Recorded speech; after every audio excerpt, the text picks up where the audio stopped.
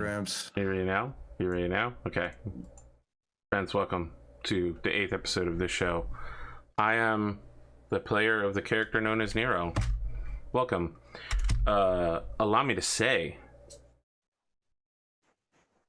you could be watching a 40K show about gritty realism or murder, investigation, but instead, you've chosen to pick Valentine's Day as your theme. Not just having to choose between 5 handsome men, but also our continual attempts at getting our boss married, hitched if you would. Eloping is on the table. He doesn't have parents, she doesn't have parents, and we can go totally non-traditional.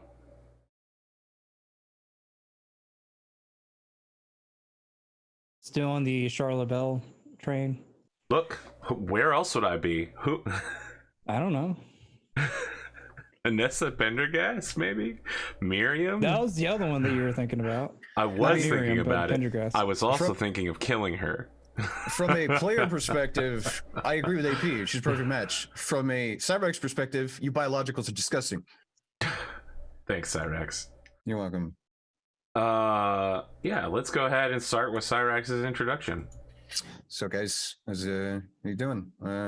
It's been a week. It's your boy, Cyrax Lex, coming to you straight from the engine room. Cyrax coming from the engineering room. It's me, your boy, Engine Seer Prime. Yeah, my surgery got rescheduled for Monday, and it's happening, supposedly, unless I get a call tomorrow night telling me to fuck off. So I had to drive 45 minutes yesterday to get the same test, all the same paperwork, and get the same test done that I had done last Wednesday. But because it's a different hospital, even though they're supposedly connected and share information, I had to redo it all anyway. So yeah, so I got to be up at the ass crack of dawn Monday, be at the hospital for that. But it'll be fun, just because I'm a sadomasochist, I think, most of the time. So we'll get that started. That's really all I've pretty much been up to, is just kind of dealing with that. Get to go to the range sometime soon, which is, it's nice. I need that therapy. So yeah, someone chimed in on last week on the comment section saying, boy, I'm so glad to hear gun talk. I haven't been to do gun stuff in Finland for a very long time. Yeah, it's all of us. We've all been cooped up. You know, it's like I got into a habit where, you know, because I was going to the range like twice a month, because it's like just down the road. It's like $10 all day, whatever. Bring your own ammo, that whole thing. So I was going to the range like, I try to go 2 Saturdays a month. It's just, you know, it's nice. It's just, you know, it's therapeutic for me, you know. And I got to the point where I was like, man, I don't have anything to do. Well, I don't need to clean my guns, but I'll do it anyway. So I stripped and cleaned all my guns, even though they're already clean, just for something to do. Just, that's what I usually do. Did I tell you, Atomic, that my brother-in-law shot his own car while cleaning a loaded gun? I can't even, like, literally the first step to doing anything with a gun is to lock the bolt open and look inside. it doesn't matter. Even if you lock it open, you still assume that it's loaded. That's just, I was taught that as like a child, and it's just, we knew somebody, we lived in Alabama, who managed to shoot himself in the leg with his revolver while cleaning it.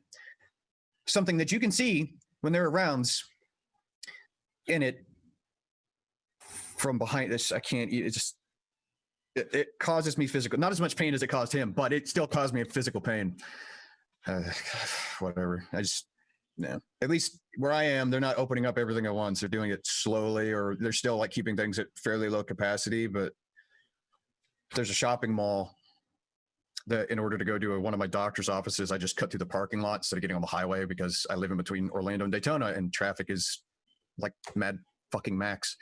So I just cut through the parking lot. It's just easier. And Jesus Christ, some of those stores were open, and you would have thought like it was Black Friday shit. Just the amount of people that I've seen out at just like normal like clothes outlets and stuff. And I'm just like, the internet has existed. Like, I don't know, whatever. But it is what it is. That's pretty much it. I've just been looking forward to the surgery and just hanging out. Okay. It's been it. It's been now. look, sometimes I do these really big reaches in order to pass introductions around. So I want to recall, it's going to be a double reach. You're going to, listen, it's going to be as pathetic as possible, chat. You're going to hate it.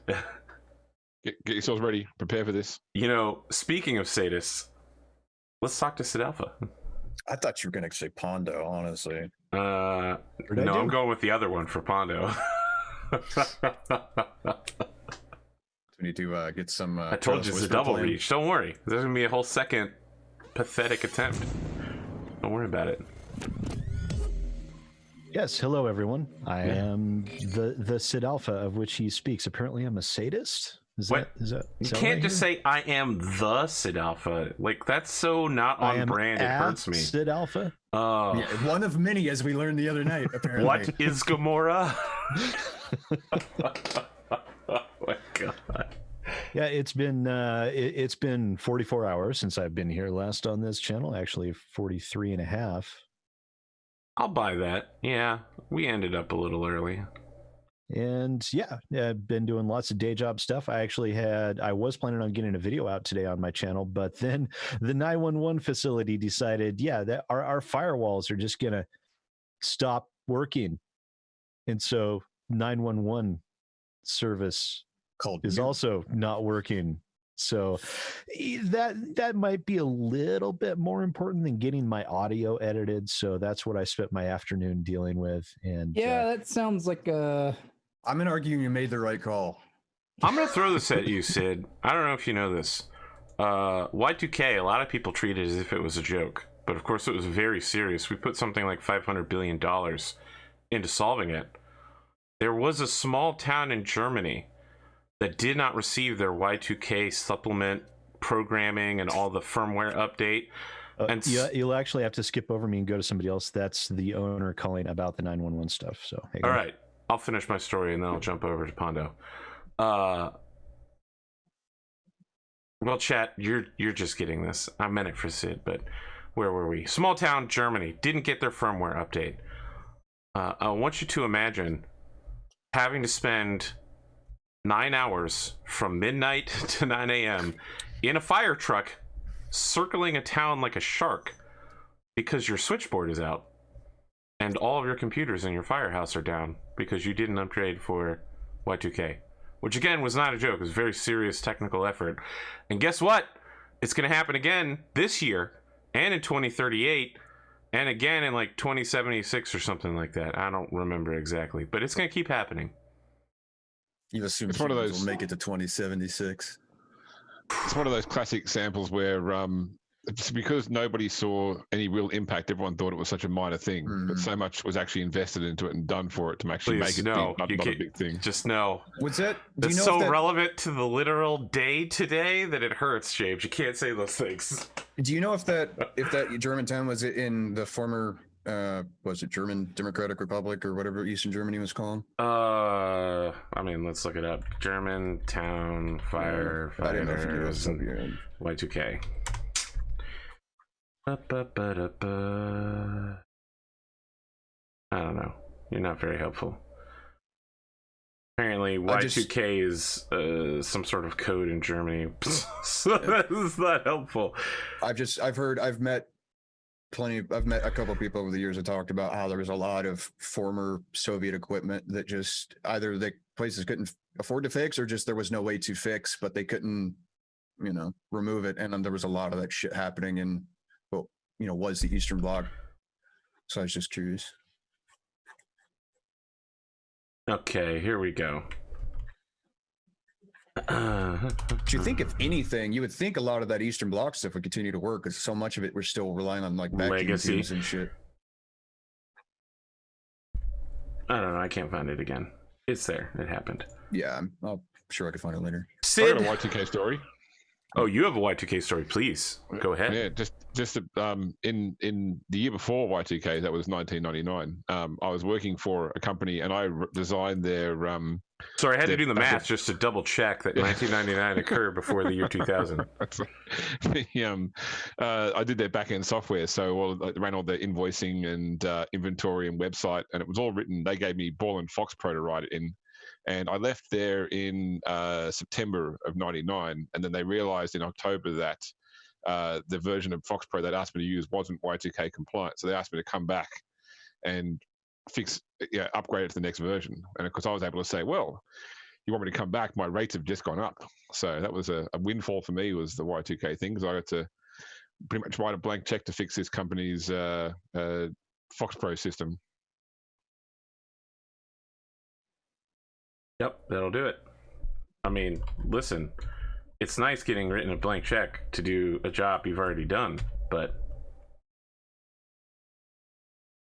what can I say? You're welcome. That's so nice when people pick up what I'm putting down. Syd Alpha, are you back with us? You need to go? I'm back. Okay, I'm back. I don't know if you need to stay or if you need to go now. If you stay, there will be trouble, but if you go, it'll be double. I'm going. Syd's just like, I didn't get that reference, just like all the other ones you make, Arthur. It sounded like a song lyric there for a bit, but then you lost me. It's a sound. Okay, just. Should I say or should I go with the song? Do your intro. Outro. Oh, outro. We're on to outros now. I didn't realize I was on the phone yeah, for it was that a long. fast session. Turns out that Pierre fell down a staircase into a grenade and died. Excellent. We left him there and then we mocked him for like 10 episodes. That does sound like something we would do. I tried to bring him back to life, but I just ran out. I just didn't have enough car batteries and paper clips. So yeah, apparently the 911 facility is continuing to have issues. The firewalls have rebooted on their own, and it's a high availability pair twice in the last half hour. But the owner is working on it right now, so I don't have to do anything. So he's taken official charge of that because it's severe enough to warrant the county commissioners breathing down our throats. In Soviet Russia, 911 called you, apparently. Yeah. So yeah, I've got, I did not get a video out today as I was wanting to do, but I did get my audio recorded, which is a necessary, some would say a necessary first step in creating a video, is actually recording something. I don't That's a think lie. there's no evidence to support that claim that you I've need got zero audio evidence to- before you can edit it. I want to tell you, Sid, I got like 50 hours of Jag Alliance 2 gameplay that needs to be compressed into about 10 hours. And I've had it for about 6 months, and I just don't want to do the audio voiceover for it. Because once I do that, that means it's editing time. Yeah. Actually, I don't mind the editing. It's actually everything that leads up to the editing that I have a problem with. Once I get to actually recording and editing, that's smooth sailing for me. So. Smooth sailing for me. It's been interesting past couple of days. Been dealing with a lot of the Susie Lou nonsense because she oh my god, that person. I'm not even going to get into it because holy crap.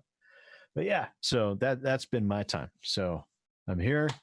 Hopefully Nero will not have to be forced to horribly murder me because of some sort of demonic possession, but we'll see. Yeah, I mean, I was going to reference murdering you in literally the first sentence of the game tonight, but I'll write that out if you're worried about it. I'll go with something else. Oh no, go for it. That's fine. No. I'm removing it. The running joke does not bother me. Rolling badly on the dice, that bothers me. Coming that close is what should bother you.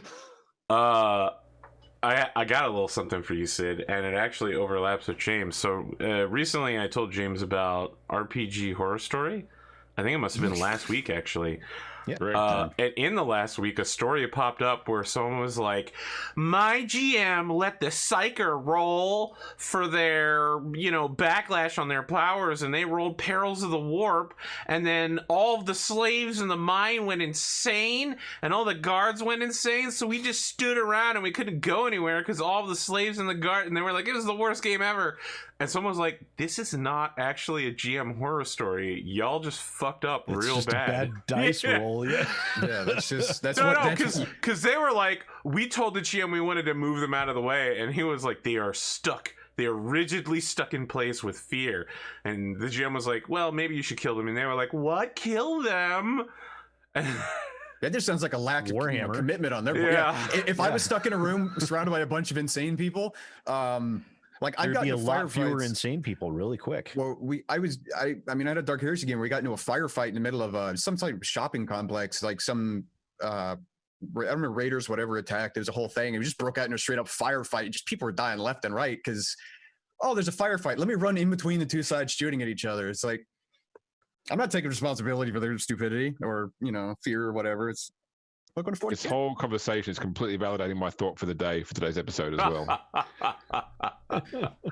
Yeah, man. You know that old song from Kids Bop, Who Let the Smoke Jaguars Out? Who? Speaking of masochists, let's talk to Pond of the Mad.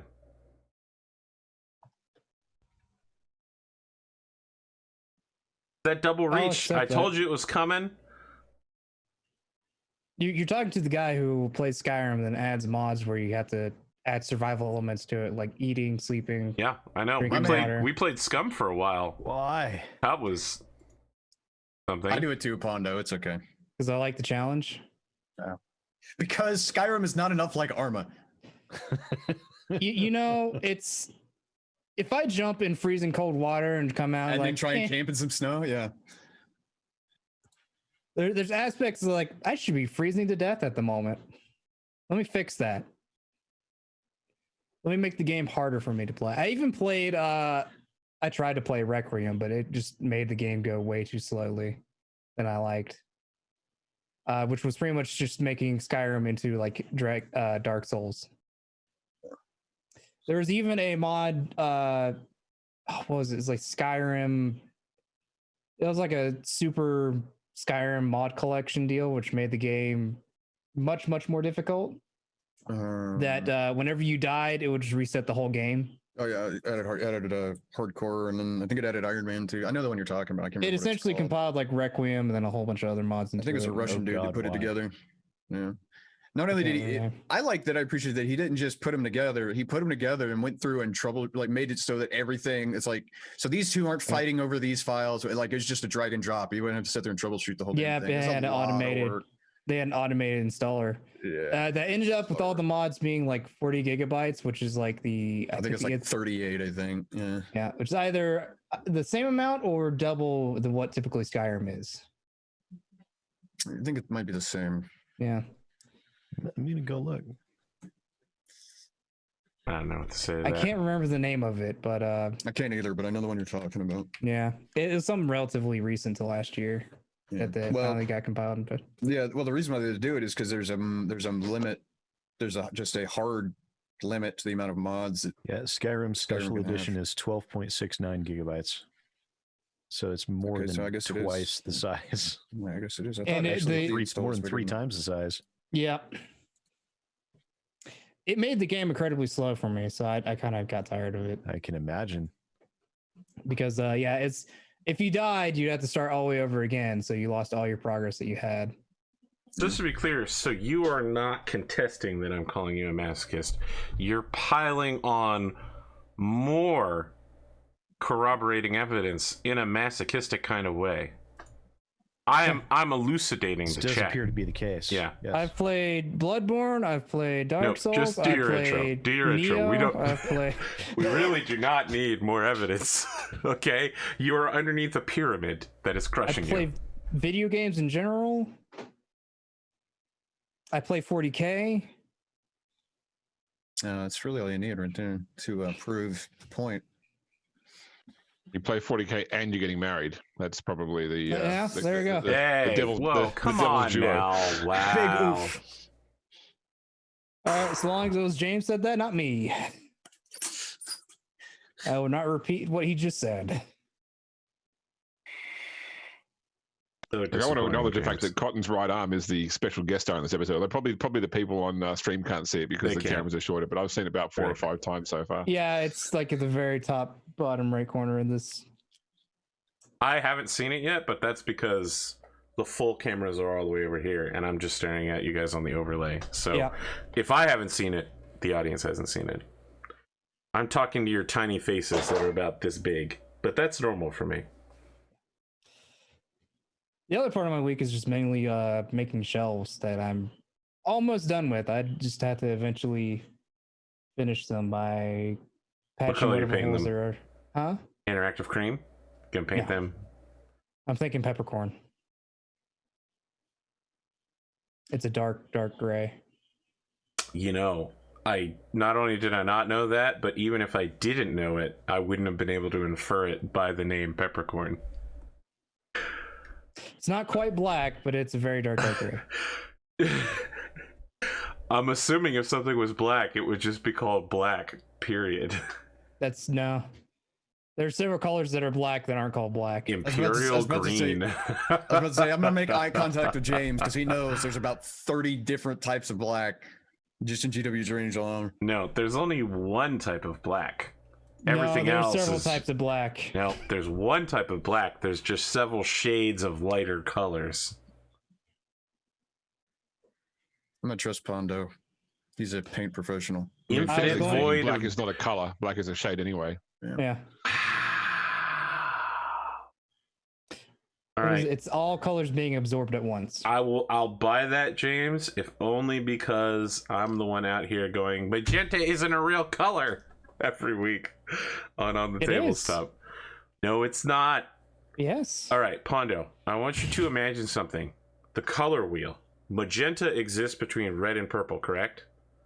Yes. All right. Now I want you to imagine that the color wheel doesn't fucking exist because in nature, light is a wavelength.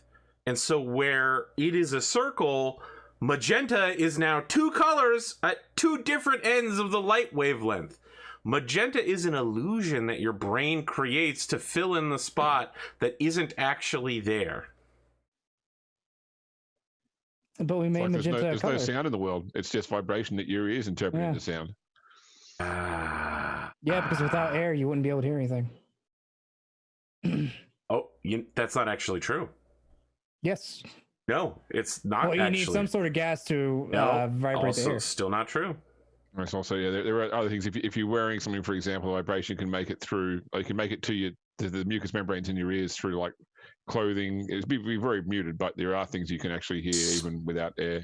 The actual space itself can vibrate at a frequency that your ear would be able to hear it. The problem is you would be dead long before you would hear it because your body would be ripped apart under the intense pressure. But it is possible to hear things in a total vacuum. You'll just die in the process. Very well. Look up singing black holes. It's a phenomenon where two black holes begin orbiting each other. They never meet. Well, sometimes they do. But when they don't meet, they warp space so heavily between their gravitational areas that it creates sound. It's real. Look it up. Interesting. That's right, Pondo. You don't need air to hear. But you do need ears to hear. And when you're that close to space warping, you will die. I'm pretty sure you wouldn't have ears to hear, so.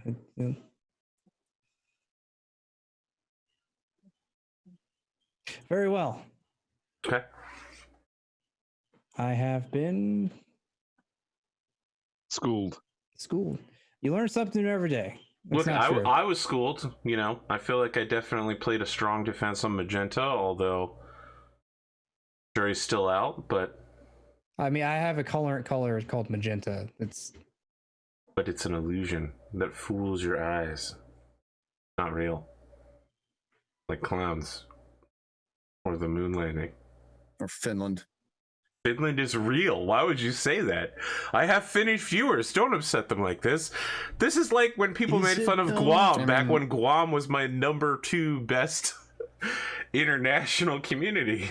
It's something like the population, like the total population of Finland is like within like the overall planetary population estimate margin of error. So people just like to say Finland doesn't exist. Look. All I'm saying is you should apologize to Finland, okay? I refuse. Their flag is like a cross that has been laid sideways. That is a thing that exists. I don't have to. I already respect Finland enough for fighting the Russians on snow skis. Okay. That sounds pretty hardcore, actually. Yeah, it is. I'm just imagining World War II X Games. Yeah, the Finns also invented the Molotov cocktail, so don't fuck with Finland. I feel like alcoholics invented the Molotov cocktail, but The key is put a little bit of motor oil on it and it'll stay longer. There you go. It just doesn't stay long enough to choke the intakes. That's what it was supposed to do. Oh, it's the trick is actually having the fire stick to the tanks. sometimes the real fire or the flames we made along the way. You got anything else, Pondo? No. Wow, Chad is piling in on this pro Finland. James, we're going to do your intro in a second. I just want to say thank you for resubbing. But I also thought I saw you resub during Battletech, so now I'm really confused. Yeah, apparently I subbed for 15 months on Thursday, and for 16 months today they both. Okay, so it's not just me, because I was like, that's weird. I'm pretty sure like that. I thought it was like 2 or 3 days ago, not like a whole month ago. I don't know. Maybe I'm just tired. Yeah, it must have just clocked over on that. Or somebody, on Friday. Or somebody accidentally hit the hotkey for time compression, and I just go shit. Comic, thank you for resubbing as well. Chosen a dangerous move. I really should get better emotes. Dangerous move. All right, let's do it. What do you got for me, Grimdark James? Here, I'm Grimdark James, and I've managed to fit in an hour of Final Fantasy VII this week, Arthur. Ooh. Yeah. Hey, thanks for the resub, Sid. An hour. Look, I've actually got several hours in. I got like maybe 10 hours in. It was great. I feel a lot better after playing it. I gotta say, because I didn't play the original. I haven't played the original game for like 20 years. And I was gonna say, I can. If you no, go ahead. No, I can certainly remember a lot of the original game, and I can remember a lot of scenes, but not necessarily where they fit in the right order. So I remembered the train graveyard scene, but I sort of remembered that from the original game. I originally thought it was between when Cloud and Aerith first meet and when they go back to Sector 7. I thought it was on the way to Sector 7, and I remember hating that whole sequence in the original game. And then when it didn't happen in this one, I was like, okay, great. Then they must have taken that out. And then suddenly, after the sewers, I was like, oh, train graveyard. Okay, so I thought the train graveyard was pretty good this time. It wasn't as bad as the old one was, to be honest. Like the ghosts in the old one were just one of the most annoying enemies, and they're not too bad here, provided you know just what mode they're in. But yeah, no, I just didn't have much of a chance to play. I mean, I'll say this: Yep. There's a final boss of the train graveyard, and I keep equipping and unequipping the steel materia. And I was just like, yeah, whatever. I'm going to have it equipped for this fight, you know. Yeah, and then I analyzed the boss, and it was like, you can steal a weapon for Tifa from this boss. And I was like, oh, really? Or maybe it might have been for Aerith. It's a bladed staff you can steal for Aerith. Yeah, that's right.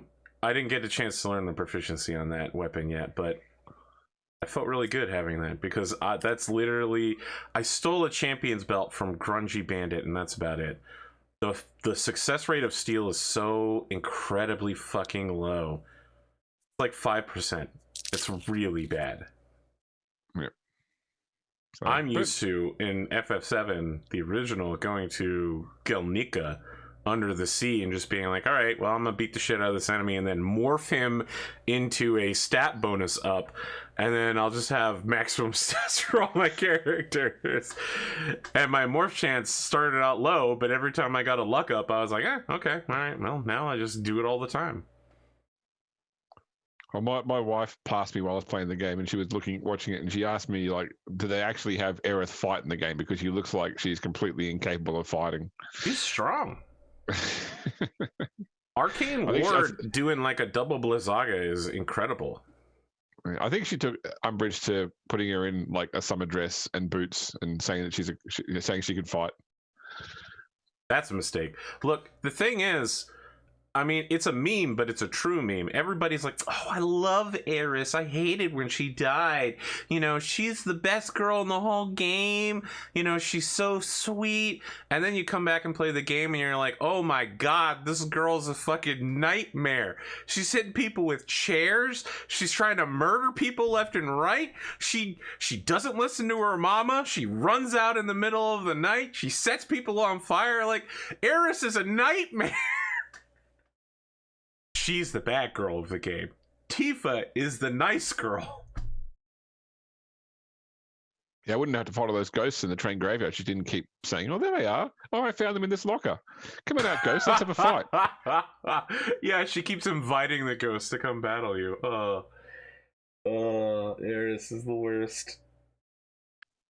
That's it for me. Our restrictions started to peel off on Friday in Sydney, so I managed to go to a GW store and restock up on my paints, buy some more minis. So I got some more stuff to work on while I stay in isolation. I'm not, my employer is not going back to face-to-face working until the 30th of June, so got plenty of time in isolation still. But at least I can go and eat. I can go sit down in McDonald's and eat a meal now. I don't have to go and sit in my car to eat it. Are you sure you aren't being punished? For what? What did I do? Nothing. Taking a very easy shot at McDonald's. Yeah. Sorry, McDonald's. And not to any of its workers, just the corporation. You know. Well, you guys have a different McDonald's than we do because you have totally different items. Never mind. Apparently, Australia invented the McCafe, the sort of cafe built into the McDonald's. I think it's in a few other places now. Do you guys get the ramen like Hawaii does? No. Ah, damn. All right. But they do sell salad now. I don't know why you go to McDonald's for a salad. It's like going to a brothel for a hug. Okay, so here's the deal with McDonald's salads. I mean, they don't taste terribly bad, but they do have like 200% of your daily sodium and 1,000 calories. They're pretty much the worst item on the whole menu for you, actually. The number of people. What's the order that everybody gets? A McDonald's salad and a Diet Coke. You okay, Syd? You got something you want to throw in here? Oh, just a comment about like going to a brothel for a hug. That just got me. Wow. The silly thing is, James, people do stuff like that because it's cheaper than going to therapy for a lot of people.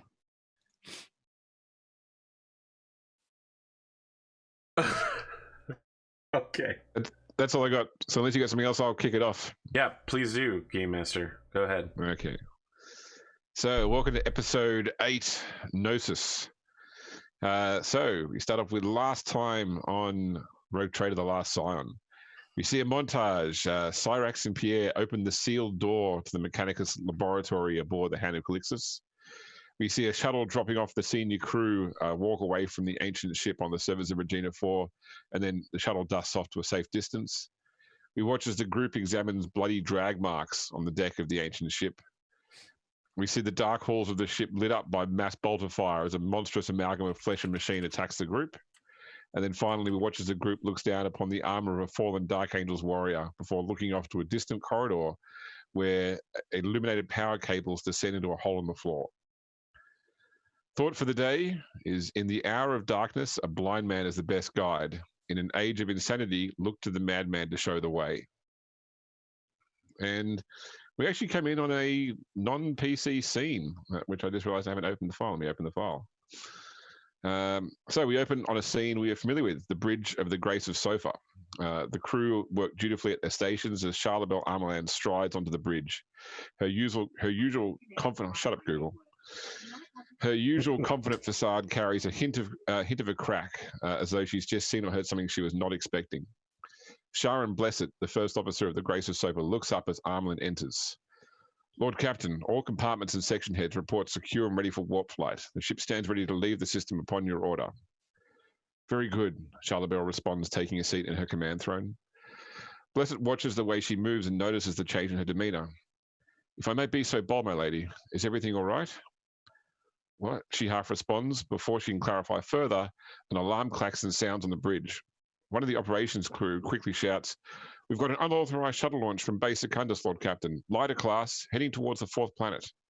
As Armelin seems to delay her response, her first officer cuts in quickly. "Gunnery crews, track that shuttle. Give me a box to the pilot now." Charlebel's hand comes up in front of Blessed to stop him. "Belay that. Stand down the alert." "But Captain, that's..." "Stand down the alert, Mr. Blessed. Inform the drive crews to make the void for the translation point. The navigators have our destination." And what of our shuttle?" "Make a note in the log. Total loss." And then we come back to the bowels of the ship, where the group, I believe, are still staring at this hole in the floor. So I think Nero's got like a little towel that he's cleaning the heavy bolter off with, and he says, "Cyrax, I think you took a hit back there. You good?" Completely. All right, well, that combat formation that we entered into seems to work for us. So just to reiterate, Cyrax in the front, I'll stay in the middle, and if Garth, if you could cover Pierre.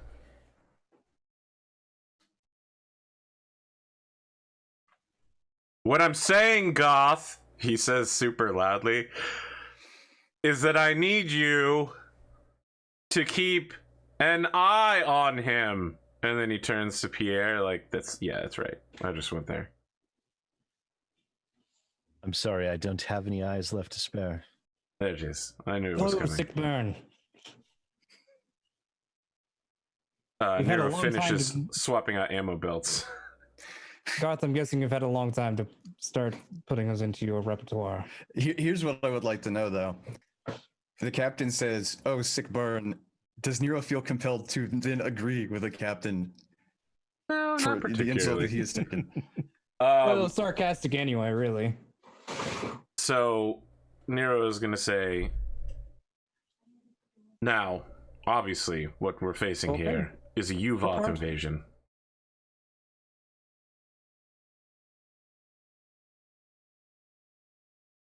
You okay, Bondo? You being attacked by something? No, there's a disinvited voice speaking to me behind the curtains. Okay. Pay no attention to the cotton behind the curtain. Nero turns to Cyrax and says, "Do glow sticks exist in this universe?" He's going to point toward the servo skull and it's going to click its light on, like off and then back on. That it's No, like something we can drop down this hole to see how far it goes, or anything's going to murder us on the way down. Like a grapnel?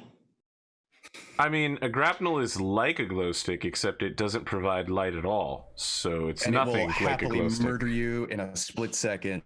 I've seen it happen multiple times. I was just speaking of going down there. I'm happy for you to have glow sticks. That's fine. Yeah. All right, Nero's gonna- My second thought was just shoot a plasma shot. I was going to say just, do an Auspex scan and see how far down it goes. Nero, as you know, is a K-pop fan, and so he's gonna, fling them through his fingers and then crack two at once and drop them down into the hole. Don't you have a scope that lets you see these sort of things? Yes, like through the dark? But you know who doesn't have a scope? All three of you.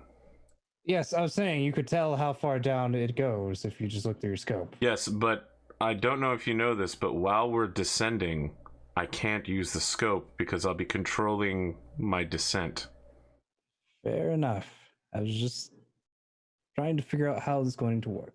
I'm going to go down first, and if I die, you should leave. Agreed.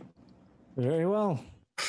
What do I see at the bottom of the hole where the... So you were basically on the second lowest deck at the moment. And so you basically look down the hole onto the lowest deck, but it is probably a good 15 feet down because the lowest deck on the keel of the ship is really more of a maintenance deck. So it's a lot of sort of just pipes and systems consoles. There'd be no sort of operations done here except to maintain the ship.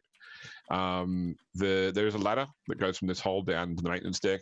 The cables have been obviously placed there more recently, and they sort of go down to the corridor below and then along the corridor a bit further. Give Is me there- an awareness roll at +10. Okay. I want to also ask, I don't know if this is what this roll is based off of, but why is there anything to indicate that the cabling has a purpose, like avoiding the ladder for some reason? Okay. Yeah, -7 degrees of success. I'm good. Okay. What is that, like No worries. 100? I rolled a 93. All good. No, so I'll just say the cabling is, but sort of, it's not part of the ship's original design. It's just been placed here to provide power, and they've just dropped it down and pulled it along. So it's not attached to the ladder or anything. It's definitely powered. Like it's a strong enough cable that it's probably carrying like the plasma drive power. So it's actually glowing under the power load.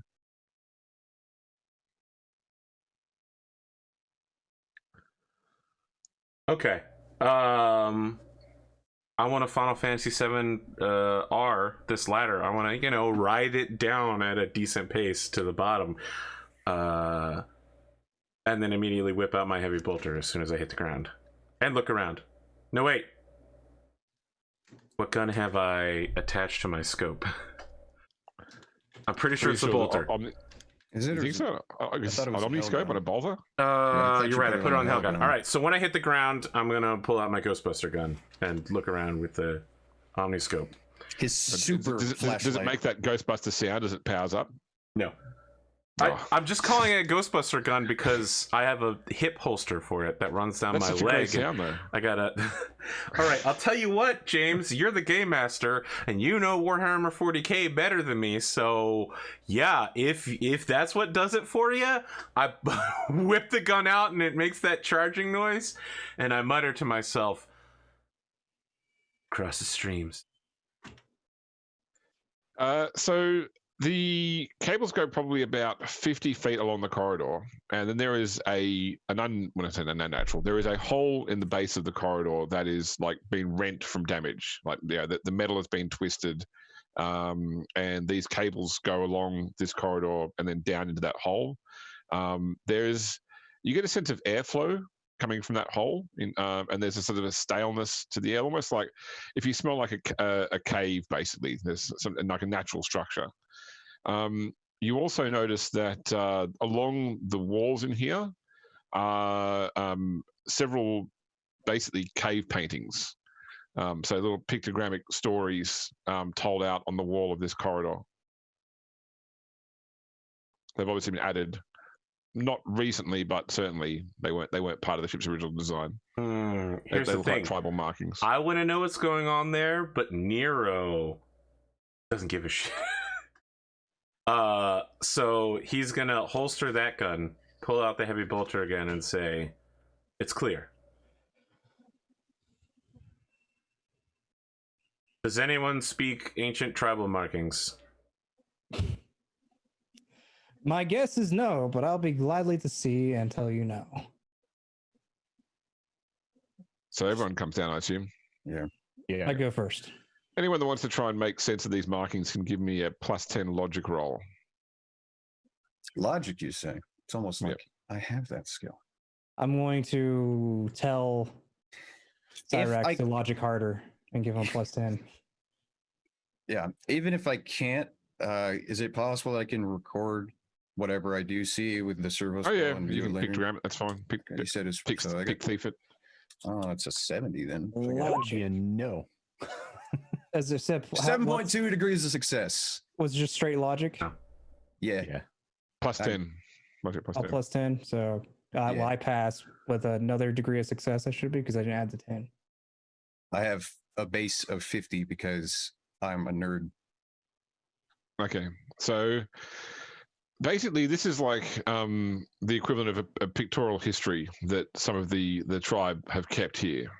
So, from what you can glean looking at it, that as far as the tribe's history goes, is they were brought here by angels, or these angelic forms as such. And as far as you can tell, the original reason that they were in the heavens was that they were chasing fallen angels.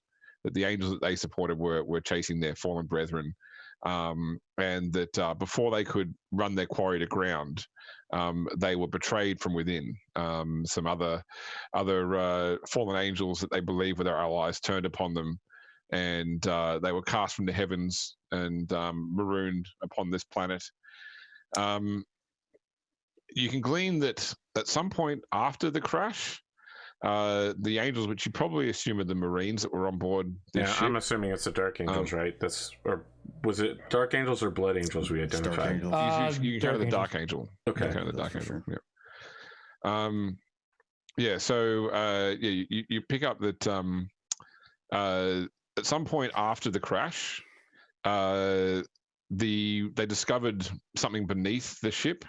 That they describe as the afterlife, and effectively the angels went down into the afterlife to pursue whatever quarry that they found there and never returned.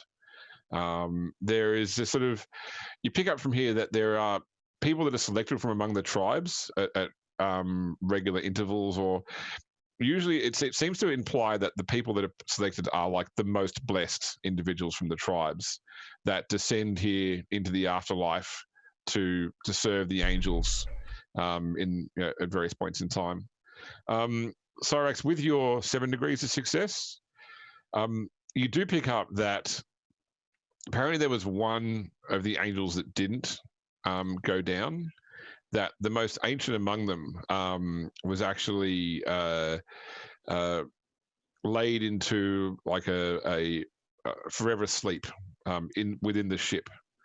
You can sort of glean from this that there is some sort of mausoleum within this ship where this single ancient angel may have been interred.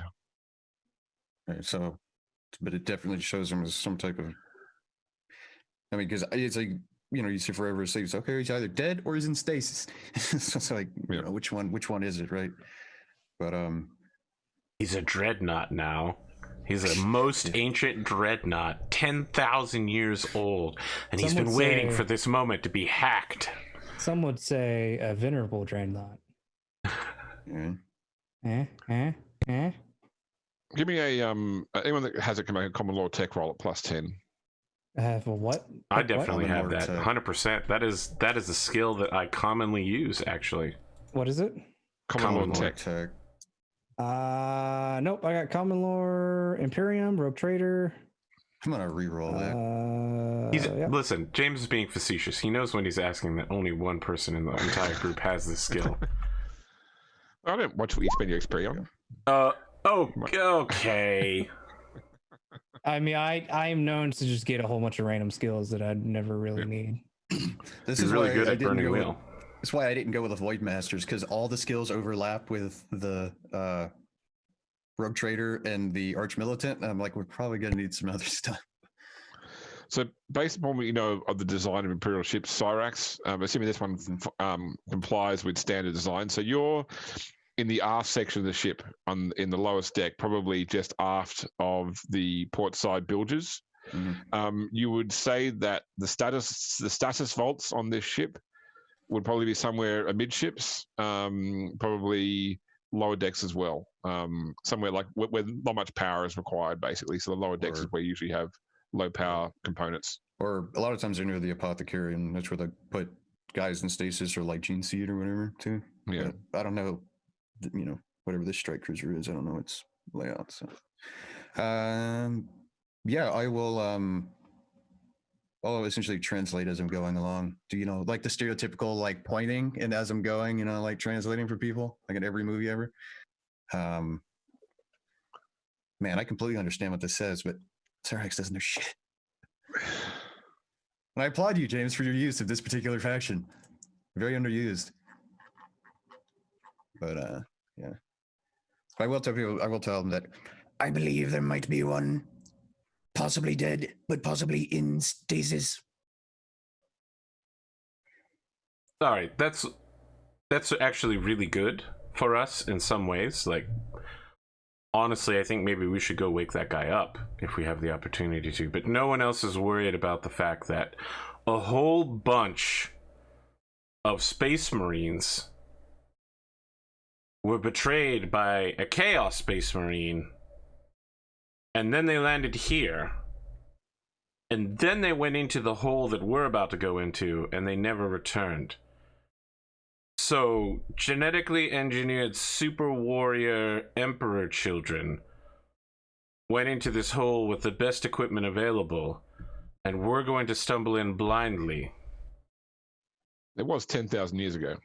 Thank you, Game Master. I realize it was 10,000 years ago, but unfortunately, the only thing that's gotten better since then is the invention of the storm bolter, so... I'm sorry, Captain, I can't hear you. I'm like Garth, but with ears. You have a heavy bolter, so I have utmost faith that you'll keep us safe. I would point out that those Space Marines carry weapons better than heavy bolters as sidearms. I don't think that's true at all, but that, you know what? I mean, they get the Space Marine version of bolt rifles, so, you know. Those are still not as good as your heavy bolter. I would love to have one. We also invented the power fist. Okay, I didn't know that. That's good too. Do we have a power fist? Unfortunately not. So if we did, it'd be mine. We don't have any of the technology that they've invented since then, and we have worse copies of Space Marine technology among us, except for this gun. Now, understandably, I would like to think I am good enough to become a Space Marine, but I am not a Space Marine, and I also don't have Space Marine training or armor. So I believe we need more information before we make a decision one way or the other. We don't know what condition they were in. To be ready to retreat from this situation at a moment's notice, because it seems clear to me that the danger that we are going through is so extreme that the best among us were incapable of handling it. And I would also like to highly recommend we go wake up the super old Space Marine. Not just because I want his autograph. I feel like you want his autograph. I'm not denying that I want his autograph, and I have so many questions. But that can wait until we're not inside of a evil chaos cruiser under attack by Yuvath. And their horrifying human alien hybrid abomination machines.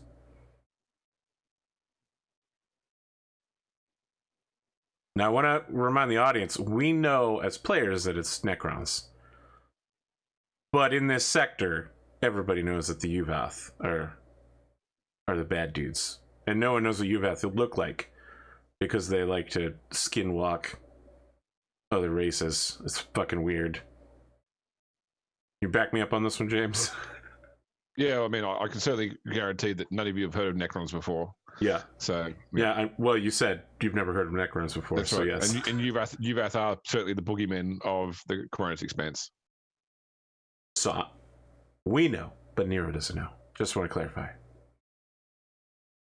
But yeah, even with all this information and even with the suggestions, Nero is still moving towards the egress point to move deeper into this facility so that we can get to the hole that leads down. So it was only about 30 feet down the corridor. So you reach the hole. He's going to menace towards that hole, you know.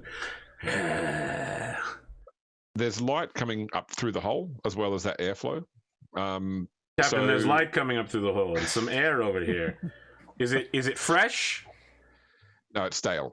It's very stale.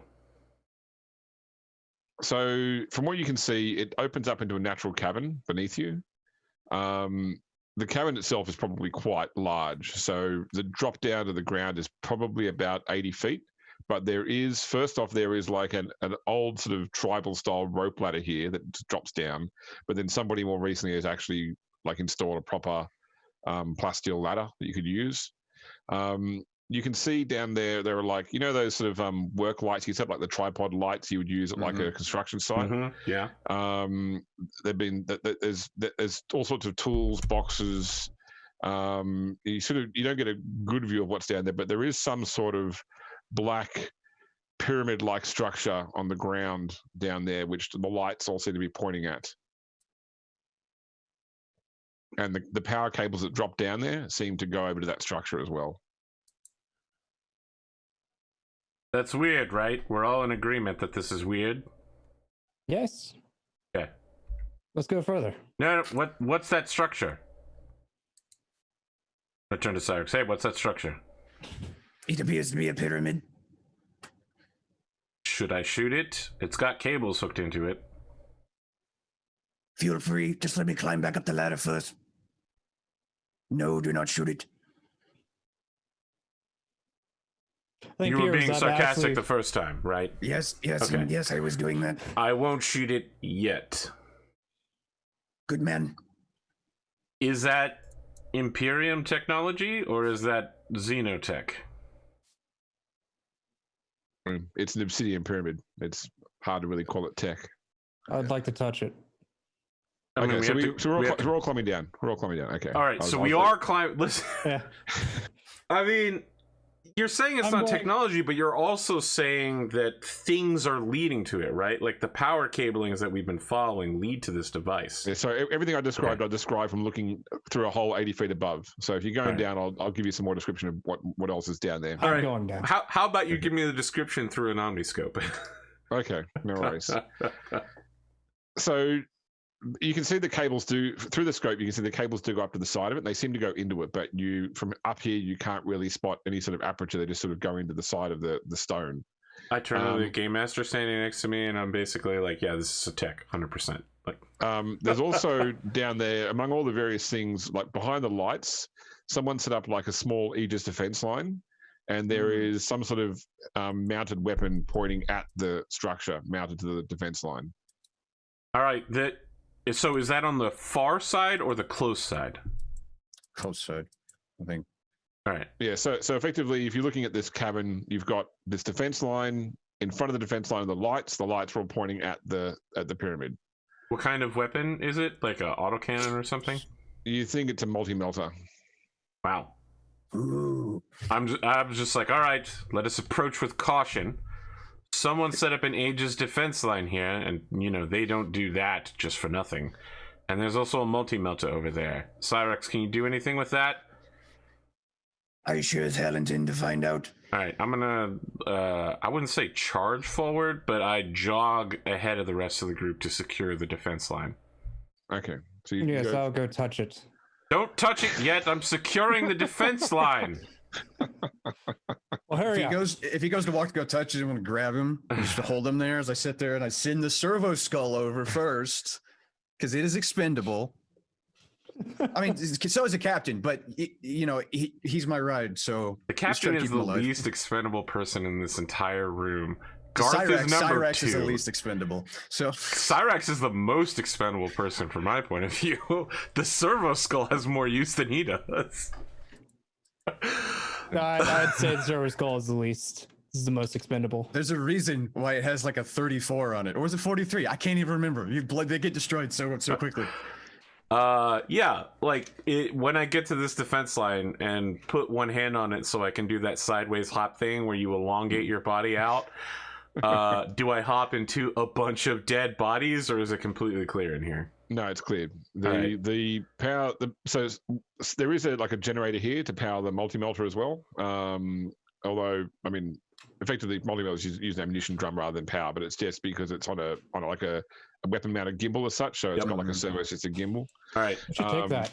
Yeah, I turn to the captain. I'm like, stay over there. All right. Well, now you can come over, and I'm gonna look and see if we can detach this.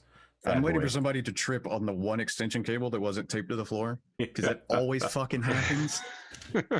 All right, it looks clear over here. Yeah. So just going through the other things here. So there's a whole bunch of tools here. So clearly, like excavating tools. So drills, grinders, picks, etc. A lot of them have been blunted or damaged. To the point that they're effectively inoperable. Jackhammers that have been blunted out. There is probably a small stash of weapons here, just like las guns, probably the sort of things you would have expected the crew of the Hand of Calixis to have. So water guns, las guns, shotguns, that sort of stuff. Like this line has been set up facing towards the pyramid with the multi-melter pointed directly at it.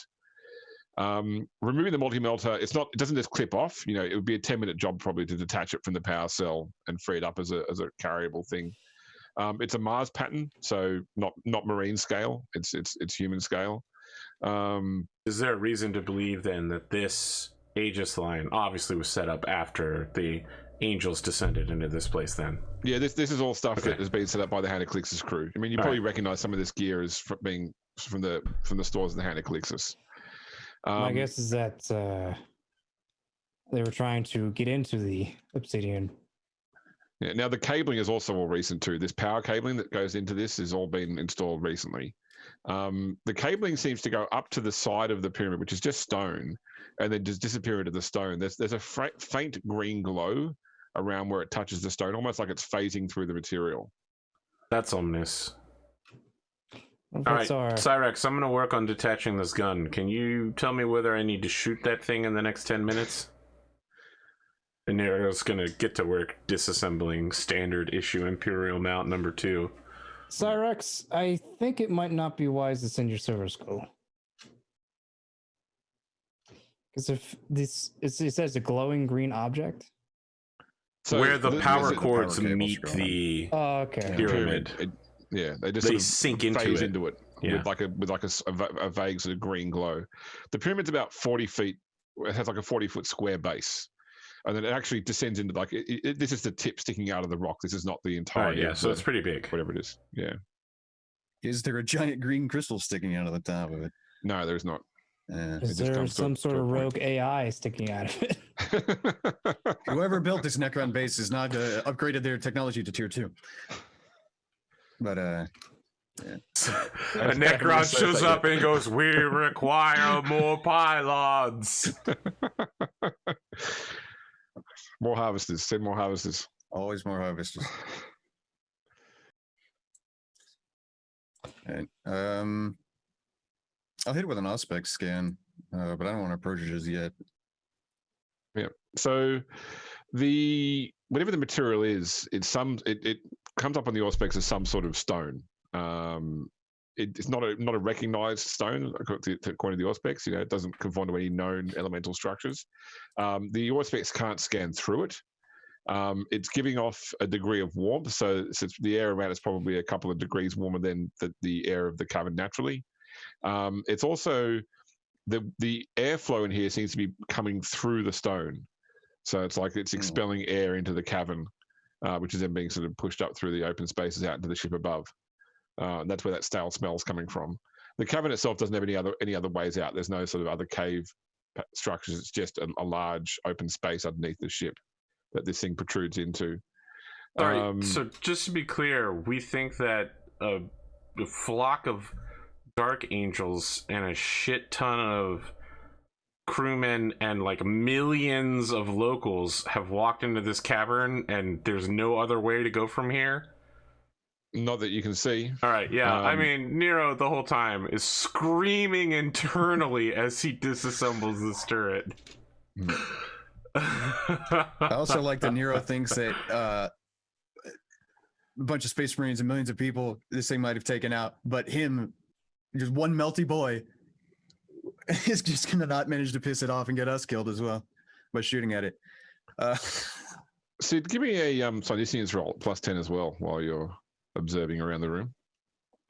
What was that? A senescence roll? Synesians, yeah. I like to imagine the Auspex thing is just like it shows up. It's like material rock. What a no shit. You're useless. 3 degrees of success. Wow. All right. So, in your sort of mind's eye, perceiving this room psychically, this pyramid sort of stands out as not there at all. Like it's like a blank spot on the warp.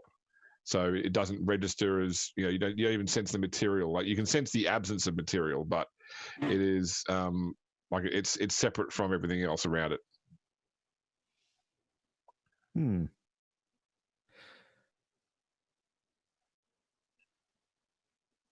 I gain no sense of this thing. I wonder if it's responsible for the increased birthing rate of the nulls. That's what I've been able to surmise. Well, maybe not this thing in particular, but whatever the people we communicated with.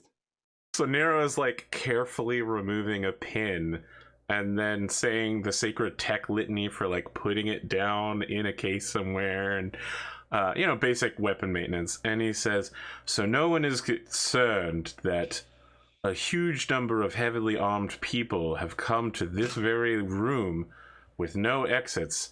And not only are there no corpses, there is barely any significance to say that they've ever been here at all.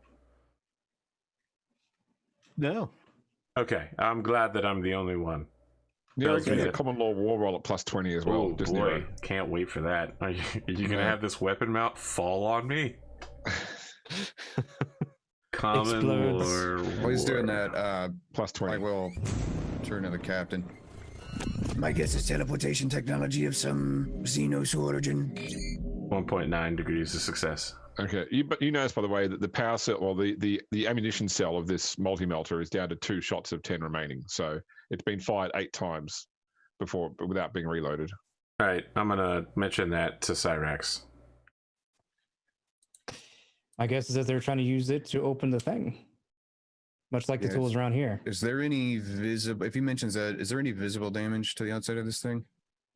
There's no visible damage to it, although there are small chunks of rock on the ground next to it, like from the angle you're facing it, that look like they could be like chunks that might be blown off in a heat-based explosion. But otherwise, the pyramid looks undamaged. I'm gonna pick up.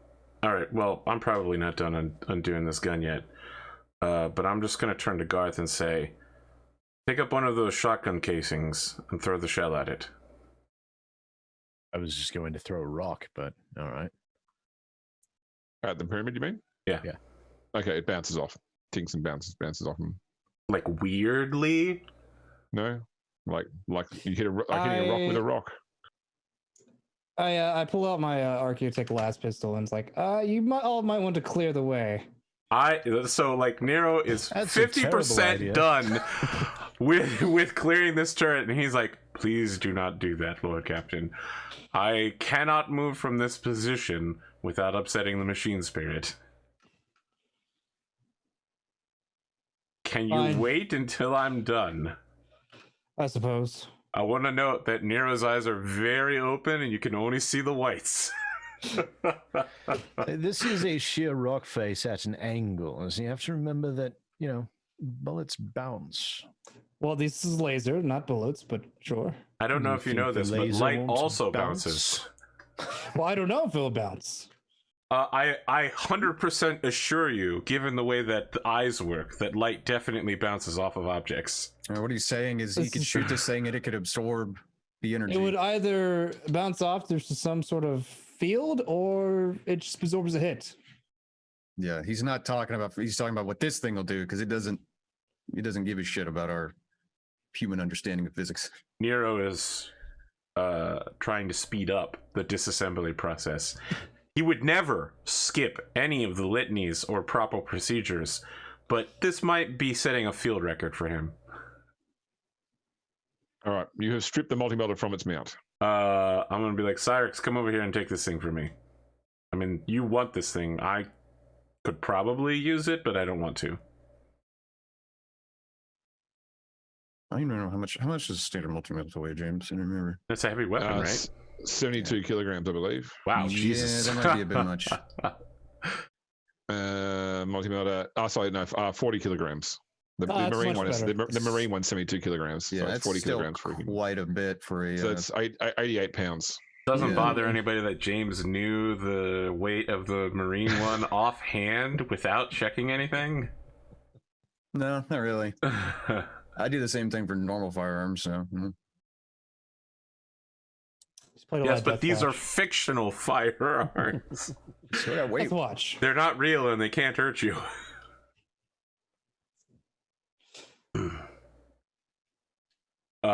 Yeah, I'm just like shouldering this gun, gesturing for Cyrax to come take it. I'm like, what are we doing with this thing? I thought you wanted it. I do, but I do not want it to use against this thing. Yes, but I want you to take it so that I can walk away from here, so that when the captain is enveloped by a fire of death, I am not responsible or anywhere nearby. I don't know if you know this, but I have a large number of weapons on me, and they're very heavy. I don't know that I could carry this thing while also successfully using a heavy bolter. All right. Well, get it and then set it down. Because yeah, Nero's gonna move back what he believes to be a safe distance before Pierre fires his Archaeotech gun at this object. Okay, so that's the plan. possibly go wrong. Everything. All right, you take a shot. You know, the light sears inside of it, and the light does sort of semi refract off, like it flicks off at an angle too. But you do actually blow like a small chunk out of it, probably 1 or 2 inches deep, into like a little blast. So this is the first thing we've seen that can actually hurt this object. Seems to have Wait, hurt, what did we shoot it with? My last pistol? Your last your last pistol. pistol. Oh, okay. Nice work, Captain. That was unanticipated. I will point out, however, it did refract exactly how we thought it would. The rest of us are aware of how light works. We have basic science courses in the Imperium. Everyone give me plus 10 awareness rolls. Great. Yes. I would love to fail another one. Nero, see harder. Are you giving me another plus 10? Sure. I don't really think you can use that ability on reaction. Probably not. Yeah, reactionary that sounds a rolls. bit Yeah. weird. I'm just gonna take my plus 10. There you go. Okay, did well. 2.6. I turn towards the captain and I go, "What?" really See loudly. better. I look around. Look at what? It's almost imperceptible, but the whole of the side of it is slowly getting smaller. Interesting. What's interesting? It's healing. It's repairing itself. Okay. Everything. I cannot believe that no one else is concerned that a huge number of space marines and generations of warriors from this planet have entered this room and never left to a device that is healing itself.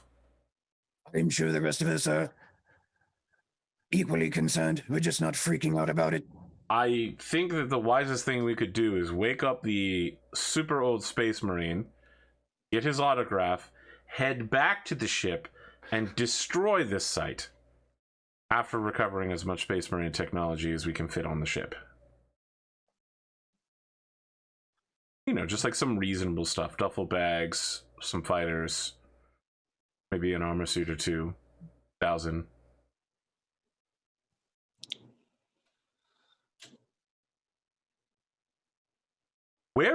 Isn't there like, I'm not down with this whole thing. No one's really explained it to me, but isn't there a device that we've installed somewhere that your mother implanted, the Lord Captain? Where is that? Is that here? Are we looking at it? Is this the thing?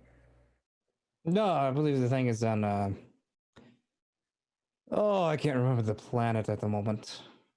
It's on this planet, wasn't it? Do you mean the core? Yes, Sorry, the core. I'm trying not to say the core because I don't want Pano to die internally.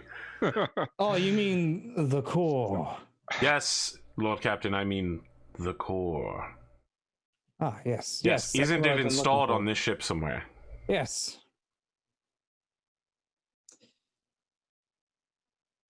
I suppose we should come back to this later. How about never? We'll come back to it later. Maybe one of us should go touch it. Pierre starts going to go touch it. Nope, not you. And I turn towards the cerebral skull. You.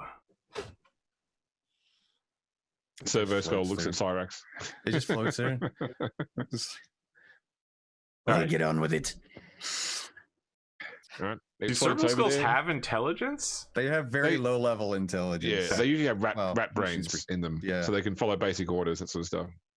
So the servo skull flies over, and its little sort of probe arm comes out and sort of touches the stone. Dap, dap.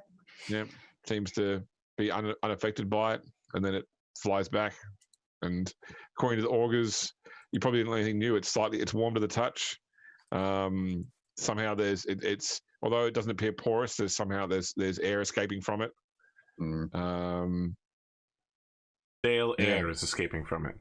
Yeah. I mean, if it's giving off some amount of heat, I mean, it's just what air transfer of heat, really, right? Yeah, I that's mean, right. Nero's just exothermic reactions. That's beyond the basic science courses that I took. Yeah. I don't know what that is. Probably the air coming from it is predominantly nitrogen, carbon dioxide, hydrogen. So probably with a bit of oxygen, it's not that different from a person exhaling. I'm sorry, Cyrax, are you indicating that this pyramid is breathing? There's no intake, only output. Yeah, Yes, I but think there's. it could be intaking at another location. Obviously, this thing is much bigger than what we can see here.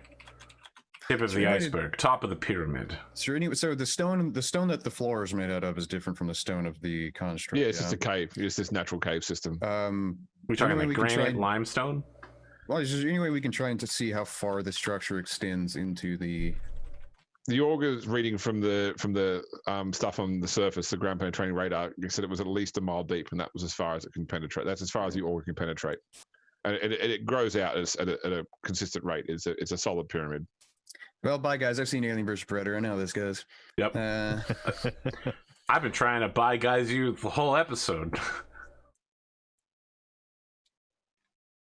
I think that Nero is going to head over to all of the guns that the crew has left behind and start stacking them up into any sort of carrying case to bring them back. Don't you have an empty gun case? That's back on the ship, sir. Oh. You brought it with you. Why would I bring a massive gun case with me? Just store the random stuff that we find. I would have to carry the enormous trunk.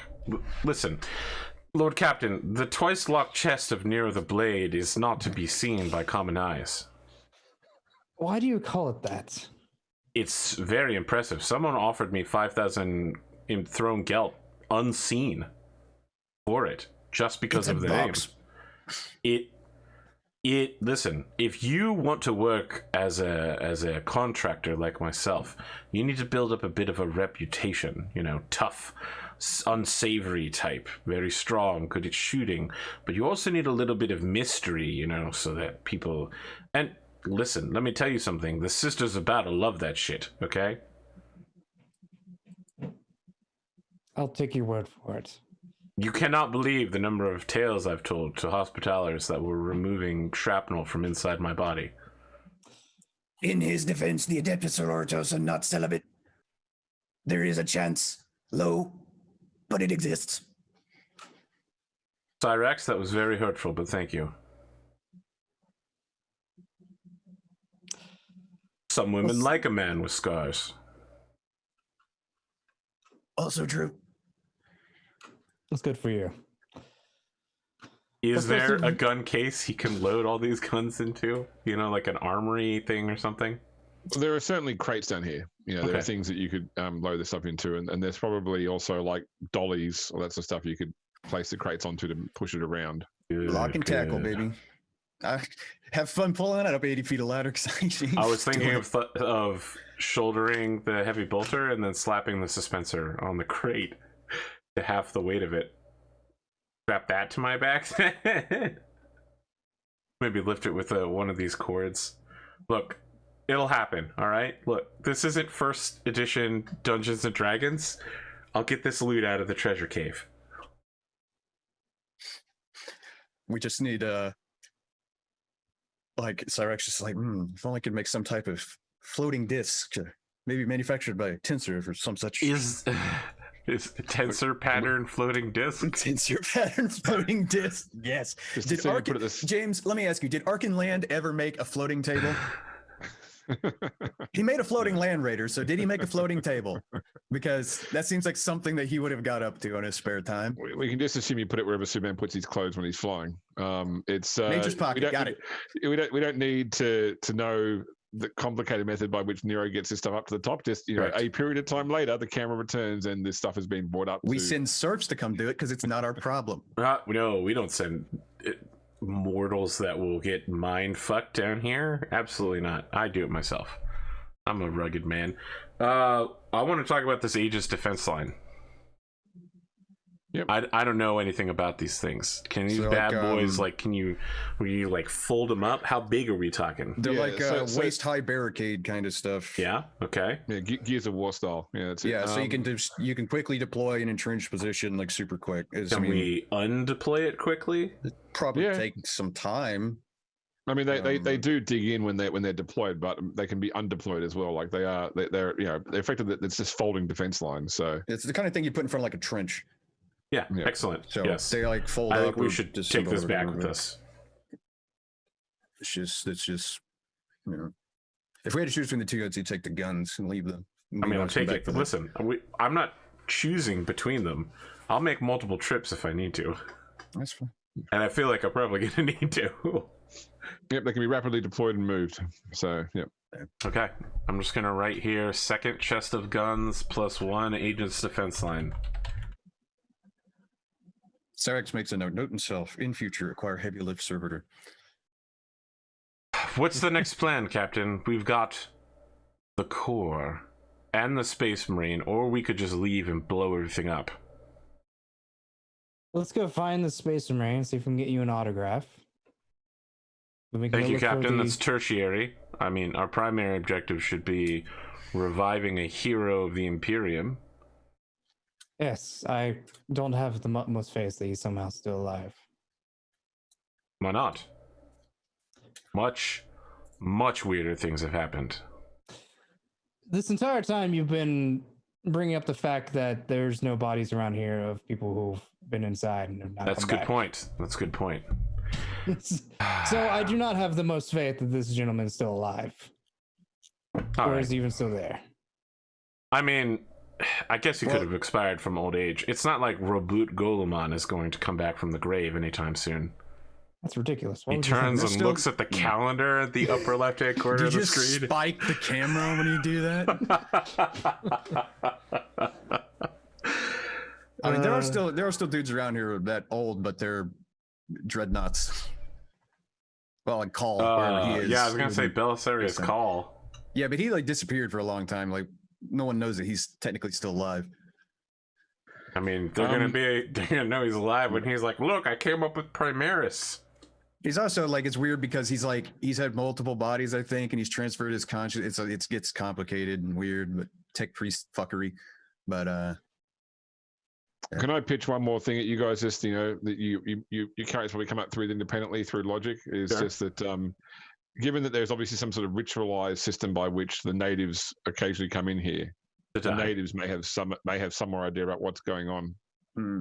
No, I mean we could ask them, but we it could also blow it up. the writing on the wall just said eternal slumber.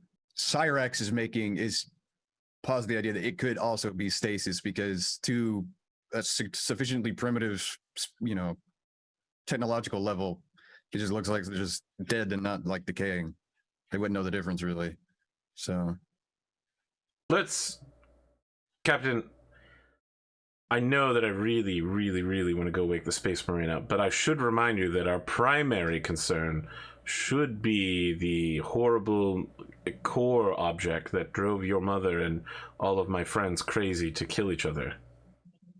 Yes. James, fuck. Wow. Come on, James. Oh man, that's great.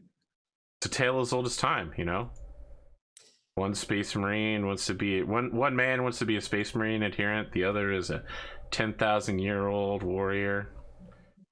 He's just as likely to take There's your a head off singing as to give you an teapot. autograph. Well, if Better we than wake those up flying babies, man. if we do find the Space Marine and he does wake up, and we're able to bring him back to his old chapter, the chapter may have some favor to give back to us eventually. Or because they're dark angels, they're just as likely to kill us all. This is also true. I'm sorry, what? If we find this Space Marine Yeah. and awake him, if he's Yes. still alive, Yeah? we might be in good favor with the Dark Eight. With the, Nope. I caught that part. What was the part that he might kill us all? No one has mentioned that at this point. Garth, have you heard anything about him killing all of us? I mean, at this point in time, I just assume everyone is planning on killing me at some point or another. Take you, for example. Wow. Good retort. Good retort. I feel like I might deserve that. It is a moderately known thing amongst tech adepts that when a dreadnought is woken from a long slumber, they will often be in some state of psychosis and attack the nearest object and or person. Depending how long this Marine, if he is in stasis, has been in stasis, it is a possibility he could do the very same. What if he's not a dreadnought? What if he's just like a guy in stasis? Is that possible? I don't know, and that is what terrifies me most. Wow, okay. All right. Well, We could always, Wake him up with a stick. go see. yeah, why not? We'll just go from one I will disastrous scan. location to another where imminent and fatal threat awaits us at lethal levels until something happens, I guess. Where Welcome would you like to our go to everyday. die, Lord Captain? Would you like to find the Astartes, or would you like to stay with the pyramid? No, I would like to go to the core, actually. I need to get a little revenge. Let's. Fine, we can go see where the core is. We can find the core in this blasted thing. Looks like the whole ship. If we find the Astartes along the way, then so be it. So, based upon the aperture that the core was pulled out of the probe, you guess that the core is probably a cylindrical object. Sorry, a globe-shaped object, roughly the size of a basketball. Oh, that's small. Yeah. Interesting. Here, I thought we'd be pretty much the one statue with the guy that's holding up the globe on his back, trying to carry it back.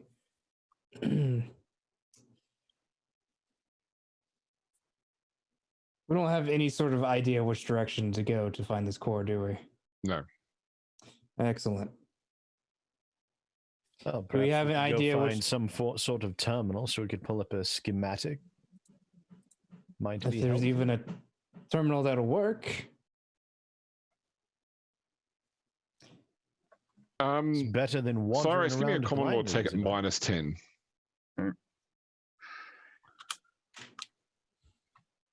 Can I give him a plus That was- 10 to it? That was Sure, I didn't. you can. I didn't put the minus in there, so I mean, even But- still, it's still 4.2 degrees Yep. success. Nice. Rolled an 8. So, not having seen the core, but sort of having seen the electronics it plugs into, the power lines that are going into this pyramid are running the sort of power that something like that would actually run off. It's reasonable to assume that it may be inside the pyramid. Hmm.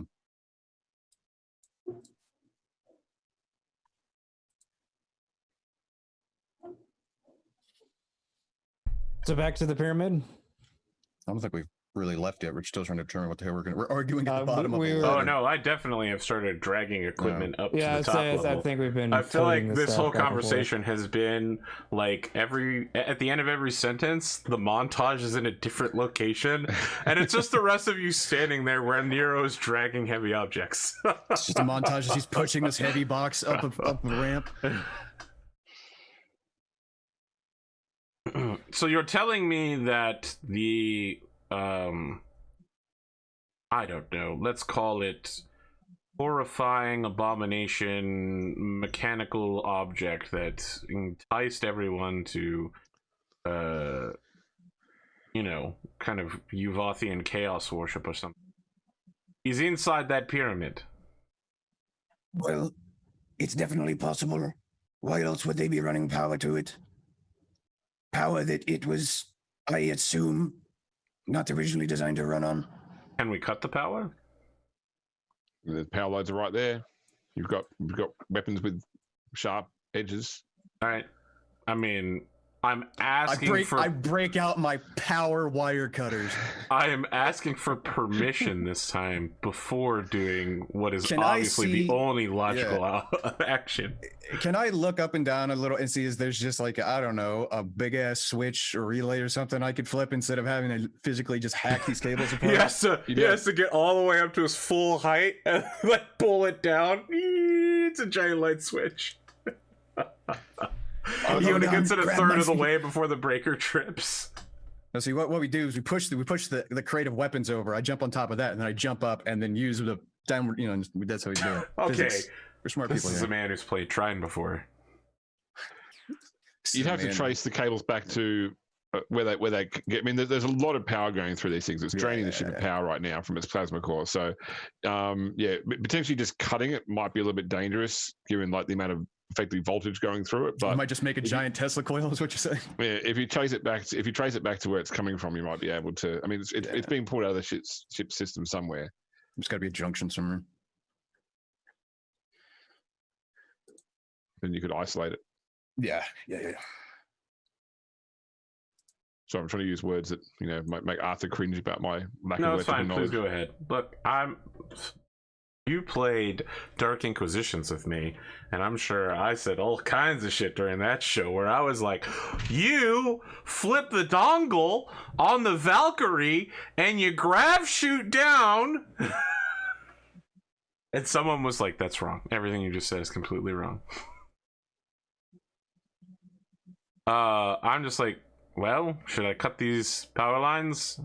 Seems like a good idea to me. Captain? If you're not ready to get electrocuted, probably go ahead. Or we can... just pointing at the captain. These lines are glowing. Correct. Yeah, like there's a stupid amount of power. Like somebody did not use the right... these cables are not rated from whatever's coursing through them right now. All right, so Nero, with a flourish, re-sheathes his sword, and then quick draws his his Hellgun, and just starts firing at the cables. Oh, Pew, pew, pew, okay. pew, pew, pew, pew. It's gonna burn through the... they burst. There's a bright flash of light. Everyone except Garth is momentarily blinded. Oh, this is what being like Garth must be like. Oh, why? How do you think Garth was blinded? He was a rookie. It was his first day on the job. There's a glowing power relay, and he's got the you guys got to blink out the after image for a few seconds after it starts to fade. But what helps is the fact that without the draw, some of the ship's deck lights come on again. A lot of them are completely burnt out from time, but some actually do. The actual This thing was just sucking up a whole bunch of energy. Interesting. Yeah. All right, Nero's gonna look at his gun and go, "Good job." Before he... Cyrax is sitting there tapping his like one blinks back and the other one's still not coming. And then it comes back on. Yep, problem solved, Lord Captain. As you can see, that's Imperial Guard know-how that I learned on the front lines. Excellent. You don't need progenitor training in order to know how to do that. No, I see why they die in their millions. Wow.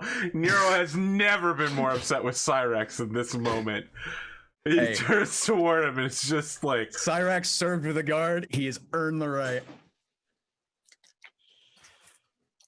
No, it's only cool when we see it, okay? It's only cool when we see it. Yeah, I only Garth lost is just my off to face the fighting side, with the Imperial silently Guard. laughing to himself.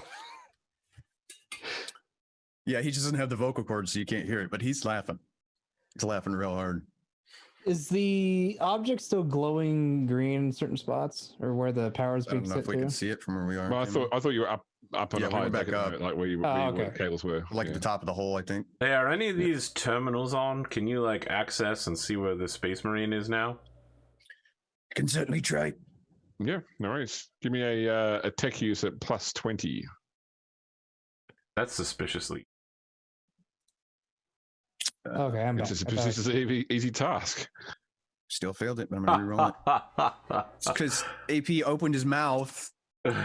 Yep, Failed it I'm even telling worse. you, it's suspiciously easy. I knew This it was a terminal trap. is defective. I turn and I look at the servo skull, and I'm just like, "Is that true?" It just looks at you. It's like its iris like squints somewhat, like it's like it contracts the iris, but that's it. I give it a wink and a nod, like, yeah, I know, buddy. That's Without tough. even turning around, you realize I can hear and see everything that thing does. That's kind of the point. Everyone give me an awareness roll. No bonus, just flat awareness. Oh boy, wow, James, you're just really hammering us with awareness tonight. Oh my! Like, what's worse than fail? I would rather like critically fail than to lose by 0.2. Oh, Ooh, wow, we're I'm about to gonna get reroll mine. ambushed. I spent a fate point. Wow, Garth. I guess you saw that With a coming. fate point.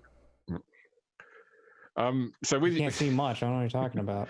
well, I it's don't his see hearing. anything at all. Yeah. It's So like an I owl. mean, It's his hearing. because there is some like some more sound stuff in the ship because as things are powered, it's grav plates start up again some places, some systems. There are things that automatically start moving and operating. But over that noise, you get a sense of movement from beneath you. You hear some sort of sound of almost like a scurrying sound from the decks below where you currently are. I mean, does this sound remind me of I want to say what do they call it? The twist catchers hunt just like deck mutants. Mutants, yeah. Do I think deck mutants or do I think horrifying giant abomination that we just fought? Well, you didn't hear it, did you? Oh, you're right. Or I you didn't just hear it. 5 degrees of success. You're right. I sense something scurrying around down below us. Garth, does it sound like deck mutants or does it sound like that giant ultra-sized Uvoth chaos machine that we fought earlier? Think carefully. Sounds like scurrying. I mean, there are many patterns of scurrying. Sounds small and multiple. Sounds like Metal on rats. metal. Okay. I'm sure that's nothing then. I would assume nothing is nothing on this ship. I was being incredibly sarcastic. Everything we've encountered so far is an absolute disaster. They're just rats. Catachin devil rats. I mean, if there were catachin devil rats here, I'd be There like, all right, we're probably going back to are, the man. ship. Bombardment. Like, I can't name it, but I guarantee Catachin has some crazy rat that like one drop of its venom could kill an entire planet or some stupid shit because it's just how they roll on that. I mean, look, Catachin. if there were catachan animals loose on this ship, I'm sure they would be the super predators ruling the planet after 10,000 years. So Atomic as well with the fail in your tech use roll. So what that translates to is that when you check this console, you are able to determine where the status faults are. What you couldn't determine is a viable route to the stasis vaults through like undamaged corridor sections, except for having to traverse through the bilges because it's 4 of the bilges. So if you wanted to have like a Galaxy Quest style climb through the pieces of equipment which for no apparent reason smash and crash and that sort of thing, that'd be what we would like to try and traverse the bilges, but that is the only traversable way you can see right now. Wonderful.